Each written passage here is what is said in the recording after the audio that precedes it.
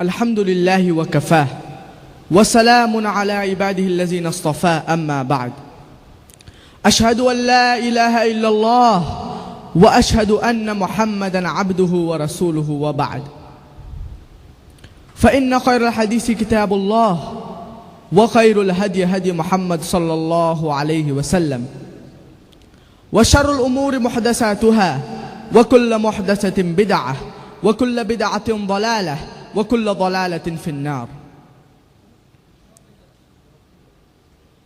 الحمد لله والصلاة والسلام على رسول الله وعلى آله وصحبه أجمعين. أما بعد أعوذ بالله من الشيطان الرجيم. بسم الله الرحمن الرحيم. قل يا أهل الكتاب تعالوا إلى كلمة سواء بيننا وبينكم ألا نعبد إلا الله ولا نشرك به شيئا ولا يتخذ بعضنا بعضا أربابا من دون الله فإن تولوا فقولوا اشهدوا بأننا مسلمون. رب اشرح لي صدري ويسر لي أمري واحلل عقدة من لساني يفقهوا قولي. கண்ணியத்திற்குரிய பெரியவர்களே, பாசமிகு என் அருமை சகோதர சகோதரிகளே, உங்கள் அனைவரையும் இஸ்லாமிய முகமன் கூறி வரவேற்கிறேன். அஸ்ஸலாமு அலைக்கும் வரஹ்மத்துல்லாஹி வபரகாத்துஹு. எல்லாம் வல்ல அல்லாஹ்வின் சாந்தி, சமாதானம், அருளன்பு, பெருங்கருணை உங்கள் அனைவர் மீதும் என்றென்றும் நிலவட்டுமாக. நான் பேச எடுத்துக்கொண்ட தலைப்பு சமயத்தின் மூலம் சமாதானம் என்பதே. பொதுவாக மதம் என்ற சொல் அகராதிகளில் அனைத்தையும் அடக்கி ஆள்கின்ற ஒரு சக்தியை குறிக்கும் என்கின்றனர். ஒரு சக்தி என்று நாம் எடுத்துக்கொள்ளலாம். வணங்கி வழிபடுதலுக்குரிய அந்த சக்தி ஆக்ஸ்போர்ட் அகராதிப்படி ஒன்றாகவும் இருக்கலாம், பலவாகவும் இருக்கலாம்.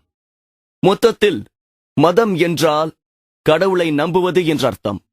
என்னுடைய பேச்சை இப்போது நான் புனித திருக்குரானில் சூரா அல் இம்ரான் அத்தியாயம் 3 64ஆம் வசனத்தை ஓதி துவங்குகிறேன். قل يا أهل الكتاب நபியே, அவர்களிடம் வேதத்தை உடையோர்களே, تعالوا إلى كلمة سواء بيننا وبينكم நமக்கும் உங்களுக்கும் இடையே ஒரு பொது விஷயத்தின் பக்கம் வாருங்கள். முதல் நிபந்தனை என்ன? ألا نعبد إلا الله நாம் அல்லாஹ்வை தவிர வேறு எவரையும் வணங்க மாட்டோம். ولا نشرك به شيئا அவனுக்கு நிகராக எவரையும் இணையாக்க மாட்டோம். ولا يتخذ بعضنا بعضا أربابا من دون الله அல்லாஹ்வை தவிர நம்மில் சிலர் சிலரை கடவுளாக எடுத்துக்கொள்ள மாட்டோம் என்று கூறுவீராக. فإن تولوا இதன் பிறகும் فقولوا اشهدوا அவர்கள் புறக்கணித்து விட்டால் بأننا مسلمون நிச்சயமாக நாங்கள் முஸ்லிம்கள் என்பதற்கு நீங்கள் சாட்சியாக இருங்கள் என்று நீங்கள் கூறிவிடுங்கள். இந்த திருவசனம்தான் அனைத்து மனிதர்களையும் இஸ்லாத்தின் பக்கம் ஈர்ப்பதற்கு தாவா செய்வதற்கான முக்கிய சாவியாகும். பல மதங்களை சார்ந்த பலதரப்பட்ட மனிதர்களிடத்திலும் எப்படி பேசுவது என்ற செயல்முறை விளக்கத்தை இந்த திருவசனம் நமக்கு தெளிவாக்கிவிட்டது. அதாவது, تعالوا إلى كلمة سواء بيننا وبينكم நமக்கும் உங்களுக்கும் இடையே உள்ள பொதுவான விஷயத்தின் பக்கம் வாருங்கள். முதல் நிபந்தனை என்ன? ألا نعبد إلا الله எல்லாம் வல்ல இறைவனை தவிர வேறு யாரையும் நீங்கள் வணங்காதீர்கள் என்று கூறுகிறது. ஒரு பொதுவான விஷயம், உலகத்தின் பிரதான மதங்களின் புனித நூல்களில் பொதுவாக காணப்படுவது என்னவென்றால், அந்த மதம் சார்ந்தவர்களை எப்படியான கடவுள்களை வழிபடுகிறார்களோ அந்த கடவுளே உலகம் முழுவதிலும் உள்ள அனைத்து மனிதர்களுக்கும் கடவுள் என்று நம்புகிறார்கள். இந்துக்கள் கடவுள் என்று எவ்வவற்றை நம்புகிறார்களோ அவையே இந்துக்கள் அல்லாத பிற மக்கள் அனைவருக்கும் கடவுள் என்றே நம்புகிறார்கள். அதுபோலத்தான் கிறிஸ்துவர்கள் தாம் வணங்கும் கடவுளே கிறிஸ்துவர் அல்லாதவர்களுக்கும் கடவுள் என்பதே அவர்களின் நிலைப்பாடு. முஸ்லிம்கள் வணங்குகின்ற கடவுளை அல்லாஹ் சுப்ஹானஹு தஆலா அவன்தான் கடவுள் என்றும் பிற மக்களுக்கும் அவன்தான் கடவுள் என்று நம்புகிறேன். கடவுள் கோட்பாட்டை விளங்கிக் கொள்வதற்கு அந்த மதம் சார்ந்த மக்களை அவதானித்து முடிவுக்கு வருவது என்பது பொருத்தமன்று.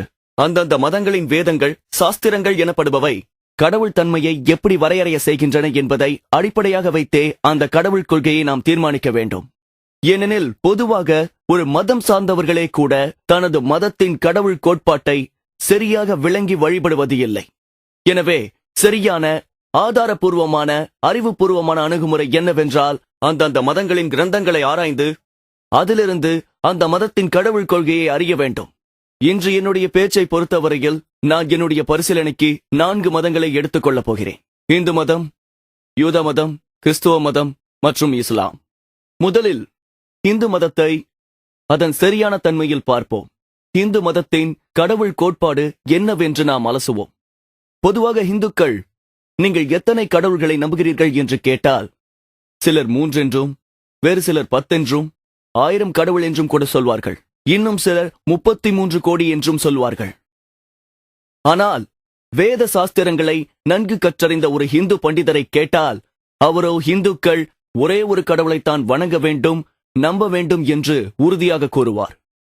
ஆனால் பொதுவாக ஒரு பாமர இந்து பல்கி பெருகிய கடவுள் நம்பிக்கையில்தான் இருக்கிறான். அந்த பொதுவான மனிதன் எல்லாம் கடவுள் என்பான். மரம் ஒரு கடவுள், சூரியன் ஒரு கடவுள், சந்திரன் ஒரு கடவுள், மனிதன் ஒரு கடவுள், பாம்பும் கடவுளே என்பான்.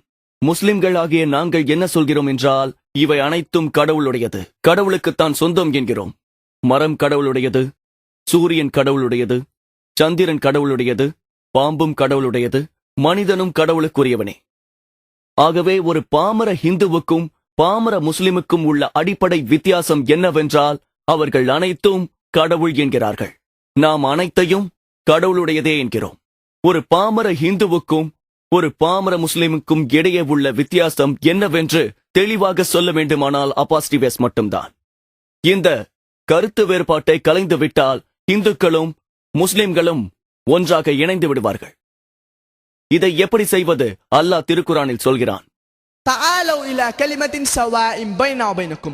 நமக்கும் உங்களுக்கும் இடையே உள்ள பொதுவான விஷயத்தின் பக்கம் வாருங்கள். முதல் நிபந்தனை என்னவென்றால், ألا نعبد إلا الله. எல்லாம் வல்ல இறைவனை தவிர வேறு எதையும் வணங்க மாட்டோம். அடுத்ததாக கடவுள் கோட்பாட்டை பற்றி இந்து கிரந்தங்களில் என்ன சொல்லியுள்ளது என்று அலசுவோம். இந்து கிரந்தங்களில் மிக புனிதத்துவமாக கருதப்படும் உபனிஷத்தை அலசி பார்ப்போம். அதில் சந்தோக்கியா உபனிஷத்தில் அத்தியாயம் 6 பகுதி 2 வசனம் 1, இக்கம் இவிதித்யம், கடவுள் ஒருவர்தான், இரண்டாவது இல்லை.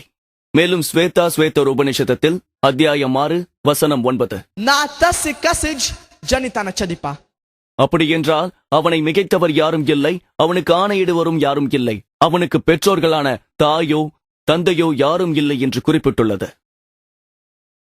தொடர்ந்து ஸ்வேதா ஸ்வேதர் உபனிஷத்தில் அத்தியாயம் 4 வசனம் 19, ناتسپتما أستي. அவனுக்கு பிரதிமா, அதாவது உருவம் கிடையாது என்று குறிப்பிட்டுள்ளது. சமஸ்கிருதத்தில் பிரதிமா என்றால் படங்கள், சிற்பங்கள், ஓவியங்கள், சிலைகள் என்று பொருள்படும். இன்னும் சொல்லிக்கொண்டே போகலாம். பெரும்பாலான இந்துக்கள் அதிகமாக வாசிக்கும் ஒரு நூல் பகவத்கீதை என்பது அறிந்ததே. அந்த பகவத்கீதையில் அத்தியாயம் 7 வசனம் 20, லௌகீக பொருட்களின் மீதுள்ள பேராசையின் காரணமாக தங்களது பகுத்தறிவை பறிகொடுத்தவர்கள் பல கடவுள்களை வணங்குகிறார்கள். பொருளாசையின் காரணமாக தங்கள் நல்லறிவை இழந்தவர்கள் சிலைகளை வணங்குகிறார்கள். இந்து நூல்களில் புனிதமாக கருதப்படுபவை வேதங்கள்தான். அவை 4 வகைப்படும்: ரிக்வேதம், யஜுர்வேதம், சாமவேதம், அதர்வண வேதம். யஜுர்வேதத்தில் அத்தியாயம் 32 வசனம் 3, ناتسپتما أستي. கடவுளுக்கு பிரதிமா கிடையாது. பிரதிமா என்றால் படம், ஓவியம், சிற்பம், சிலை என்று எந்த ரீதியிலும் உருவமைப்பு இல்லாதது என்று நாம் ஏற்கனவே பார்த்துவிட்டோம். இன்னும் யஜுர்வேதம் அத்தியாயம் 40 வசனம் 8, எல்லாம் வல்ல இறைவன் உருவமற்ற புனிதமானவன் என்றும் குறிப்பிட்டுள்ளது. யஜுர்வேதம் அத்தியாயம் 40 வசனம் 9, अंधात्म प्रविशन्ति या असंभूति मुपास्ते. அசம்பூத்தியை வணங்குபவர்கள் இருளுக்குள் நுழைகிறார்கள் என்று சொல்லப்பட்டுள்ளது. அசம்பூத்தி என்றால் இயற்கை அம்சங்களாகிய நீர், நெருப்பு, காற்று. மேலும் இந்த வசனத்தில் சம்பூத்தியை வணங்குபவர்கள் ஆழ்ந்த இருளுக்குள் நுழைகிறார்கள். சம்பூத்தி என்றால் செயற்கையாக உருவாக்கப்பட்ட மேஜை, நாற்காலி, சிலைகள் மற்றும் பல. இதை சொல்வது யார்? யஜுர்வேதத்தில் அத்தியாயம் 40 வசனம் 9 சொல்லியுள்ளது. இன்னும் சொல்ல போனால் அதர்வண வேதத்தில் புத்தகம் 20 வேதவரி 58 மந்திரம் 3, देव महा असि.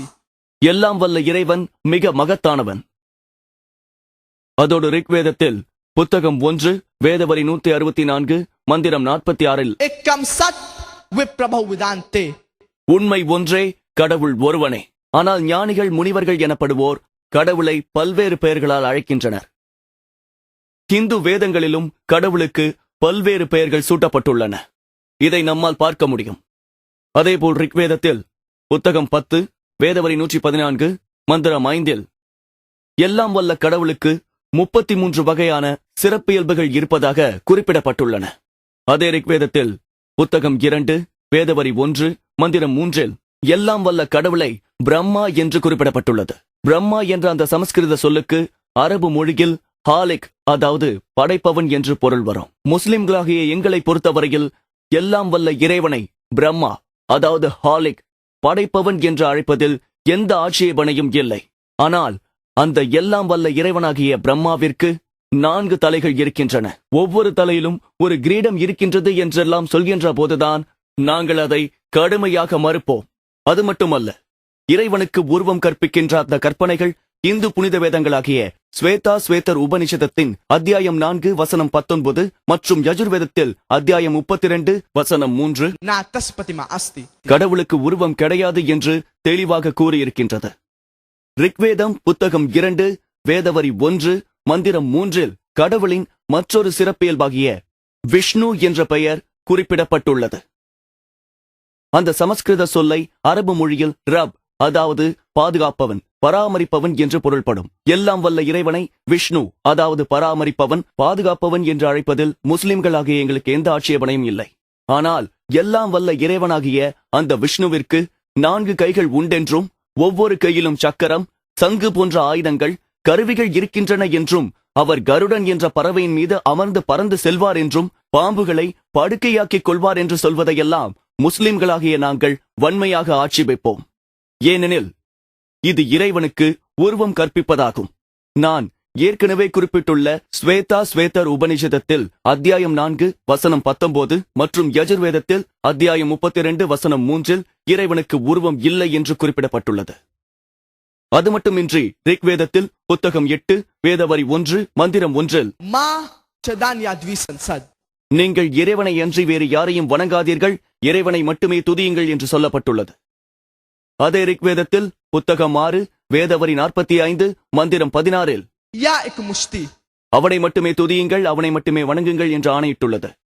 பிரம்மசூத்திரம் என்ற இந்து தர்மத்தின் அடிப்படை கோட்பாடு என்னவெனில் Ek kam braha द्वितीया नास्ते नहना नास्ते किंचन. भगवान एक ही है, दूसरा नहीं है, नहीं है, जरा भी नहीं है. ஒரே ஒரு கடவுள்தான் உண்டு, அவரை தவிர வேறு கடவுள் இல்லை, இல்லை, இல்லை, இல்லவே இல்லை என்று அறுதியிட்டு உறுதிப்படுத்தியுள்ளது.